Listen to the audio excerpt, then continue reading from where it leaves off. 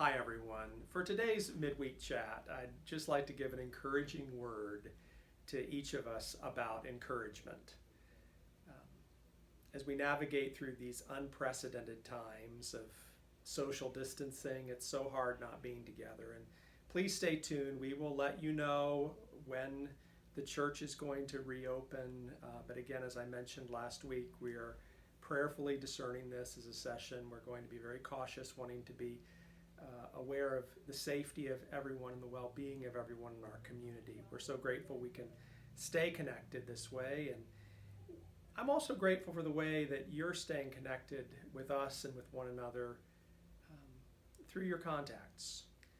Here in my hand are just some of the notes and letters that I've received just in the last couple weeks from many of you. Some of them mailed directly to me here at the church, others our business office has shared with me that we're enclosed with some of the contributions you've been sending.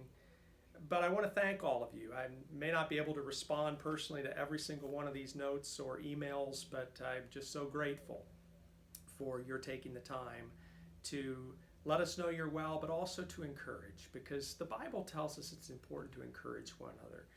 1 Thessalonians 5:11 instructs us to encourage one another as believers. Hebrews 3:13 says we should encourage one another daily, every day, be encouraging someone.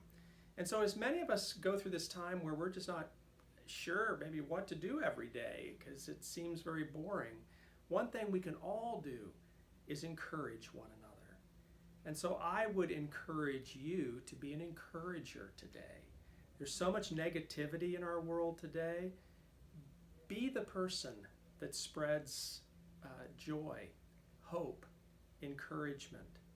Take a moment to write a note, to send an email, a text message, to make a phone call, as I've encouraged you to do, to reach out to folks. And no, I'm not soliciting more notes for myself. In fact, what I'd even suggest is since I know you all love us and appreciate us here at the church, reach out to other people. Think of people who may be especially lonely. We have many of our members who are in care centers. And I would invite you to think of people you sit around when you do come to church. Reach out to them. As this continues to drag on, know that reaching out could brighten someone's day. Another group I'd like to just mention for encouragement are some of our graduates. We all know folks in our church, but also in our families, in our communities, who are experiencing a very strange situation this time of year when they would be celebrating their college or high school graduations. I invite you to think about them and to find a way to encourage them, to celebrate them, and to let them know you care about them. So let's continue being the church wherever we are. And one of the best ways we can be the church is to be people of encouragement. So I encourage you, be encouragers, and let's spread the love of Jesus. So rejoice in the Lord always. Again, I say it, rejoice. Let your gentleness be evident to all. The Lord is near. Don't be anxious about anything, but in everything, by prayer and petition with thanksgiving, present your requests to God.